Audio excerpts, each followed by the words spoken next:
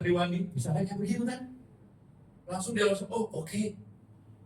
Ini yang harus kita naikkan, bukan hanya tampil, tapi juga cara-caranya seperti itu. Makanya saya bilang, bangun dulu nih kitanya. Kita mau jadi leader harus kuat untuk membimbing di bawah kita. Kita jadi manajer harus kuat. The rule-nya seperti apa. Kemudian kita bangun. Kalau bicara revolusi, berarti BRI akan kasih semua data-datanya ke kita, begitu. Dari lewat RM, dari lewat BM-nya. Tapi bagaimana kita dekat dengan mereka? Kalau nggak dekat, gue mah amit-amit deh sama CBM-nya, malah apalagi CBA-nya kurang nih katanya. Itu yang jangan sampai dia keluar kata-kata itu. Nyesek banget kita, ya kan?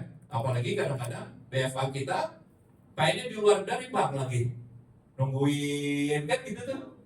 Nah itu kan juga jangan sampai kita di CBM itu malah justru standarnya sama, nggak boleh. Sampai dia juga langsung gemetar gitu kalau ada CBM juga, oh ya siap gitu, ya kan? Saya pernah tanya gini Pak, di Sinarmas kita sejajarkan, begitu juga sama Pak Suwandi juga ya Pak, ya. Kita sejajarkan mereka. Tadi mereka bilang, hey, Sinarmas MSIG itu gak ada apa-apanya lah. Begitu saya masuk, saya training BM-nya, just sama. Akhirnya apa? Semuanya masuk dengan sama.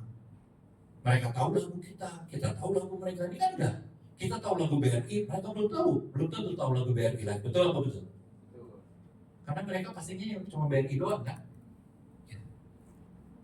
Ayo, bagaimana caranya kita bikin ini supaya kita menjadi bukan hanya sebagai penghubung, tapi kita juga mempunyai hubungan yang saling menguntungkan. Dapat fee base dia dapat loyalitas customer, dia dapat new customer dari kita. Sementara kita dapat apa? Kita menguntungkan apa? Kita dapatnya apa? Komisi, betul. Dasar orang sales. Pencapaian target, betul. Apa? Reward, dapat reward pergi keliling dunia. Terus apa lagi? Experience-nya apa? Pengalaman ya, melihat ini, experience pengalaman di sana. Oke, apa lagi? Bu, Dede? Hubungan relasi dengan BRI-nya semakin dekat. Ketika mereka kita ajak juga keluar negeri, mereka baru tahu kan, oh ternyata bisa ya dari BRI lagi. Dan ini yang harus kita tanam terus sama mereka.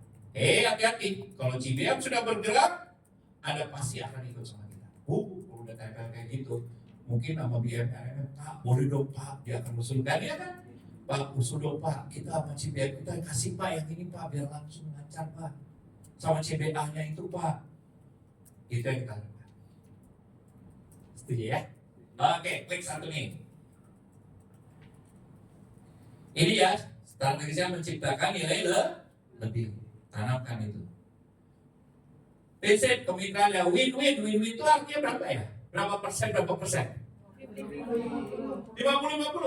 Boleh nggak kita 70 dia 30?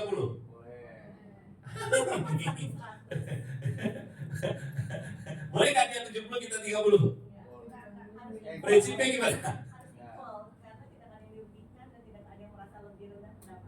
Artinya harus tetap 50-50. Nah, kata-kata 50-50 ini bisa nggak ditanamkan ke CBA? Kadang-kadang CBA kita membuatnya bukan 50-50 loh. Kalau perlu 90% kita, akhirnya nggak closing. Iya apa ya? Akhirnya nggak closing. Halo, hati-hati. Cek. Kamu punya proposal. Cek, kamu punya proposal. Menguntungkan nggak buat company yang kerjasama BRI dari kita, betul tidak? Menguntungkan nggak? Bukan hanya buat BRI, tapi buat si company ini menguntungkan nggak? Kita harus cari tahu menguntungkannya sampai di mana. 50-50, ya 50 kita kasih tahu, tentu, ya kan? Tapi 50-nya dia kita kasih tahu seolah-olah 100 buat saya menguntungkan dia. Dan dia juga tahu, I know nih sebenarnya dia untungnya di sini ya, tapi kenapa dia kasih ini ya? Bank lain, perusahaan lain kalah karena otaknya selalu pokoknya kita dapat yang 90%, 10%-nya